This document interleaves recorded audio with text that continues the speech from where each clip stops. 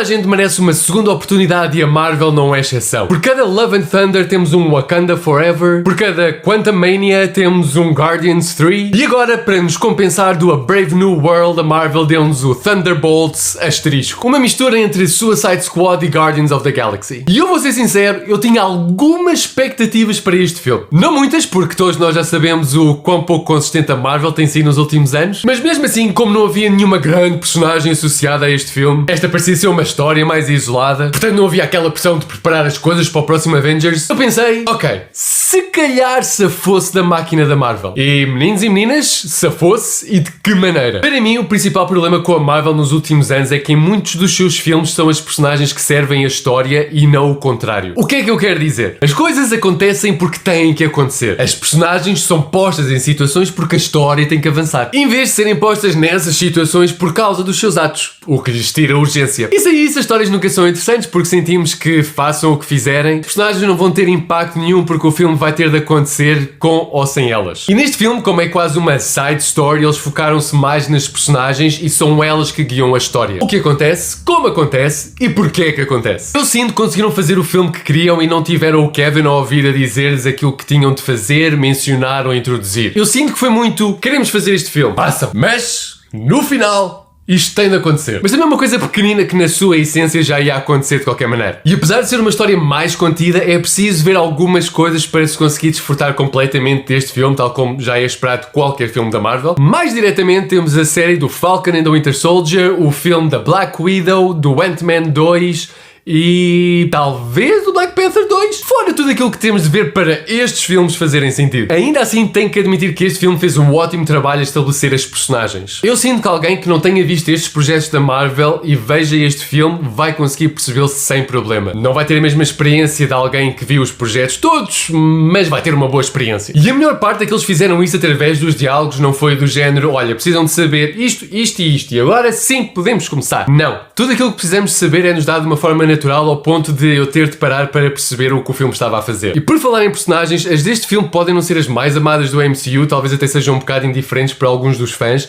mas eu acho que isso está prestes a mudar. Eu sinto que todas elas tiveram a oportunidade de brilhar e de nos fazer simpatizar mais com elas. O Red Guardian é um dos melhores alívios cómicos da Marvel e dá para ver que o David Harbour se diverte imenso a fazer a personagem. A Ghost é muito mais badass neste filme. O John Walker permite que hajam dinâmicas engraçadas entre as personagens por causa da sua personalidade. A Helena é o coração deste filme e a Florence Pugh é a Florence Pugh. Acho que não preciso dizer mais nada. A Julia Louis-Dreyfus tem finalmente a oportunidade de brincar mais com a Valentina depois de ter sido introduzida no MCU há 5 ou 4 anos. Só agora é que vai conseguir fazer alguma coisa a sério com a personagem. E o Bucky perde-se um bocado lá no meio, ele ajuda a meter ordem no grupo e é basicamente isso, mas o Bucky nunca é demais. E a grande novidade deste filme é o Sentry, que também está incrível, muito graças ao ator Lewis Pullman, que faz um trabalho fenomenal. E eu não estava nada à espera, mas gostei mesmo muito desta nova equipa da Marvel. E por falar na Ghost, apesar de terem melhorado bastante a personagem, eu acho que a podiam ter explorado um bocadinho mais. Eu consigo perceber como é que todas as personagens foram trabalhar para a Valentina, menos a Ghost. Verdade seja dita que eu não me lembro muito bem daquilo que aconteceu no Ant-Man and the Wasp,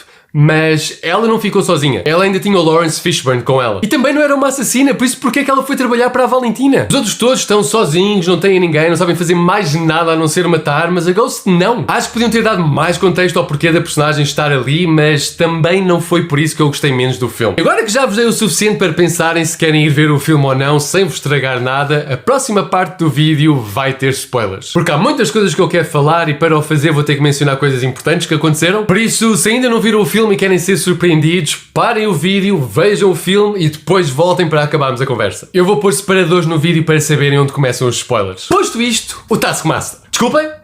Taskmaster. Às vezes baralho. Eu não sei se conta como um spoiler porque acho que é bastante óbvio o que é que ia acontecer à personagem pela sua falta de presença nos trailers, mas mesmo assim eu achei melhor falar disto nesta parte para não correr o risco de estragar algo a ninguém. Mas tenho pena que a Marvel já não se deu ao trabalho de nos enganar com os trailers. Ao mesmo tempo, eu gostei muito como a personagem foi utilizada para dar credibilidade à Ghost, porque no Ant-Man 2 ela não era nada de especial, aliás, para mim, ela era das vilãs menos impactantes do MCU, e vê-la derrotar uma Black Widow com capacidades únicas ajuda logo a que nós a comecemos a levar mais a sério. E agora a Ghost eu não digo que seja das minhas personagens preferidas, mas ao menos já não me é completamente indiferente. E as cenas de ação e as dinâmicas dinâmicas entre as personagens são incríveis. A primeira parte no cofre é fantástica. Toda a questão deles estarem a tentar matar uns aos outros, mas depois têm que trabalhar juntos para sobreviver, mas nenhum deles sabe trabalhar em equipa, nem sabem se podem confiar uns nos outros. Tudo isso funcionou muito bem. Também adorei a luta final, a sequência tipo Inception, aquilo que isso os permitiu fazer e da forma como fechou o tema do filme e as arcas das personagens. A única que eu gostei pela ideia, mas sinto que falhou na execução, foi a cena em que o grupo está a lutar contra o Sentry e ele mal se mexe. Foi uma bela forma de mostrar os seus poderes, o problema é que foi demasiado CGI e as personagens que são ágeis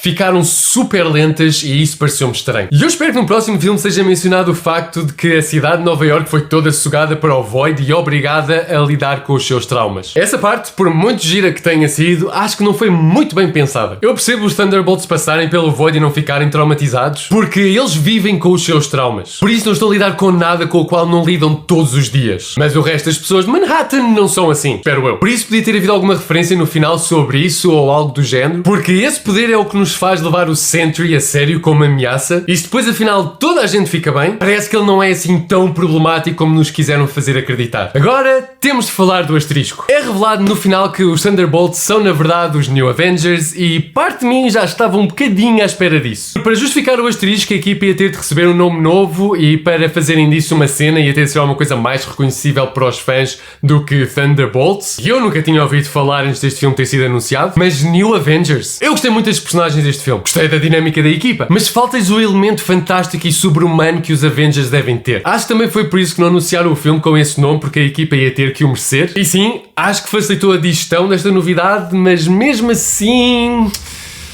não sei. Na cena pós-créditos é-nos dito que o Sam está amoado e que até adquiriu os direitos do nome Avengers, o que significa que no Doomsday vai haver conflito entre estas duas equipas. Eu acho que é desnecessário, eu não acho que o Sam seja alguém assim tão orgulhoso, e até era giro que estes fossem os Avengers, como o Red Guardian sugere, mas pronto. Depois eu sei que há um salto de 14 meses entre o final e esta cena, mas o que é que lhes aconteceu? Parece que foram todos parar aos anos 70 e voltaram com aqueles cabelos e bigodes e fatos. Não gostei! Depois é-nos informado que algo está a acontecer no espaço do qual os New Avengers não sabem nada, quando de repente aparece uma nave com o símbolo do...